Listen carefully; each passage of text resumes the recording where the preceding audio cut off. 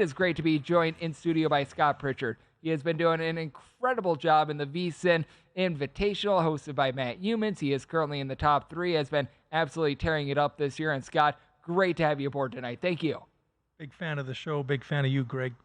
Big fan of yours as well. It's been great to watch a VSIN Invitational. So many great handicappers, and you've been one of the tops thus far this season. And let's just dive in right there. How have you been so successful with the VSIN Invitational this year? Because I know that there are some handicappers that go very heavy with college, or some that go a little bit heavier with pro. I know that you've done quite a few pro picks. I know that has been really one of your fortes thus far this season, but you've done such a good job of being able to climb up the leaderboard week in and week out. I appreciate the compliment. I will say that it is a dog-eat-dog cutthroat contest. You do a lot of contests. For instance, the Westgate, which is a great contest, they post the number Wednesday at 5, and you have until Saturday night at midnight. So a lot of us will take advantage of some soft numbers because things move from Wednesday until Saturday night. But this contest, different animal. A lot of us, again, unfair advantage players, we take advantage of soft numbers, but in this case, you cannot. Now, the good news is everyone has to play by the same rules, but as you know, Greg, the numbers come out Friday at noon. They've been shopped all week long, and you have a 3-hour window to submit the play. So respectfully, there's not a lot of line movement. But to your point, I'm a value guy. I tend to lean on totals, college and pro football. What I love about the contest is a bit of a smorgasbord. College and pro football, sides and totals, a myriad of options, and 7, not 3, not 5, but 7 games week in, week out. And for the best bet, the tiebreaker, I like that. I'm a bit biased. I'm 8-1 on my best bets. So second place, I've been stuck in second place for a while. I'm not complaining, but Kenny White has been on fire.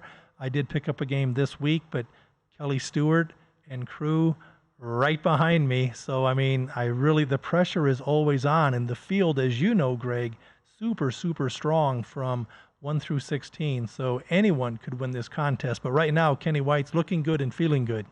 And it absolutely is one of the most exciting things that we do here at VSIN, because we've got so many great handicappers like yourself. You were mentioning Kelly Stewart. We've got Mattress Mac in there. We've got so many big-time names, a who's who when it comes to sports handicapping, and there's been so many great results. And those that watch the show, you get pretty much 100 picks every single week, so that makes it tremendous as well. And you did allude to something as well, because with these contests, you get a different amount of picks that you have to submit every week. As we know, with the Vegas Super Contest, with that one, it's always 5 picks. The Circa Millions as well is always 5 picks. You mentioned that this one is 7.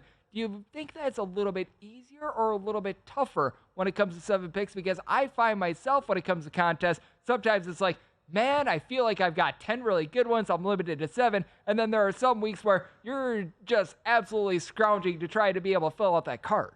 Well, that's a great observation, because it really depends. It seems to me that one week I'll have 3 great bets and a bunch of average picks. And other days, to your point, Greg, I'll have 10 to 12 picks. But I have to say, the Golden Nugget contest, I was fortunate to be in that invitational a few short years ago, and a guy by the name of Paul Stone, who's an expert college handicapper, friend of mine as well, he took first place, beat me by 1 game, and that was a stacked field as well.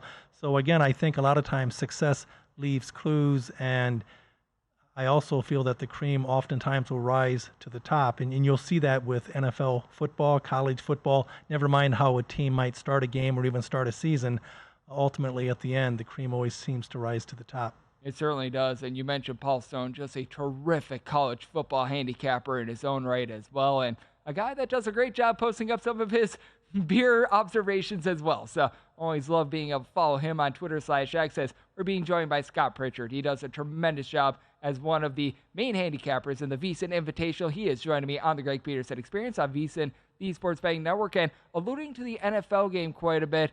How have you been viewing this season? Because it does feel like there's been a lot of ebbs and flows with a lot of these teams. And just like in handicapping, so certain handicappers, you get hot and cold, and it feels like that's been darn near every team in the NFL this year as well. Well, that's the art of it. Handicapping is extremely, extremely challenging. I've been doing it for 3+ decades at the highest level, and it seems to me that oftentimes bad teams stay bad. Good teams ultimately will find a way to win, a la the Philadelphia Eagles, a la the Kansas City Chiefs. They seem to be in the AFC Championship game year in, year out. If you have a good combination, Greg, a la a great coach with Andy Reid, combined with a great quarterback, a field general in Patrick Mahomes, that's a recipe for success. I will say we did touch on the Golden Nugget contest, and I did want to mention that field, 154 contestants that are, again, rock solid, anteing up $1,000 each. Right now, long way to go. We're only halfway home, but I'm in the top 4 in that contest as well. So it's been a pretty good contest season right now. But again, it's early, long way to go.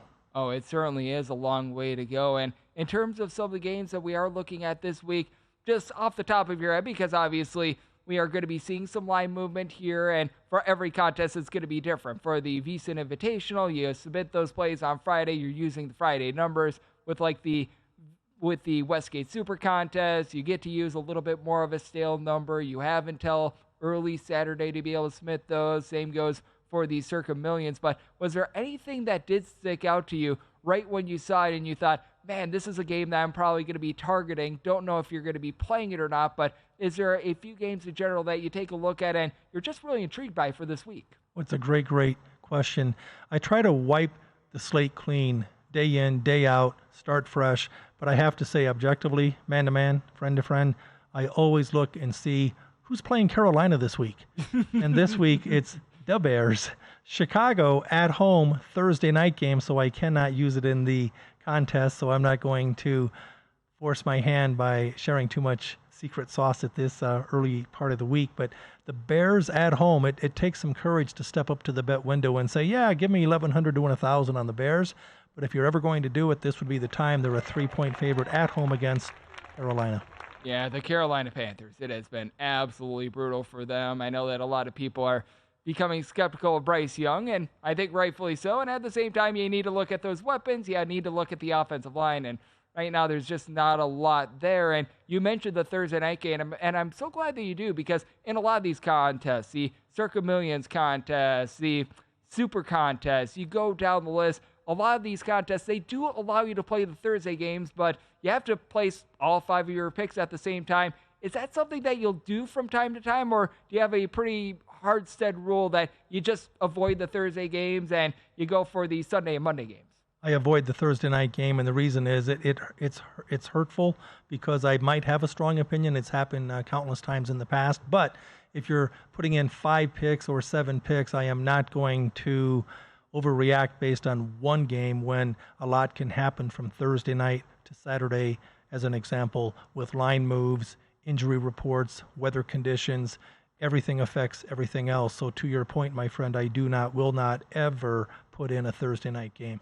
And I think that that's a good way to be able to go about it as well, because you might have a strong opinion on that Thursday game, but you never know when you see a big giant injury report where, right now we're dealing with it with so many of these rookie quarterbacks are out there, / these inexperienced quarterbacks as well, because not all these guys are necessarily rookies. But how difficult has that been in terms of gauging these teams? Because we've got a lot of quarterbacks that we expected to be out there, expected to be leading their teams, that now you have to take a look at second string options, in some cases third string options, and that causes for these teams that we had priors on coming into the season, and you now have to wipe them clean when you have someone like the guy in Mr. DeVito going for the New York Giants right now.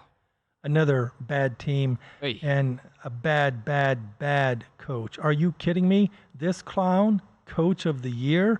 I talked about it on this show weeks ago, but I was singing this song a year ago, and I know I offend a lot of New Yorkers, but Jimmy Crack Corn, and I don't care.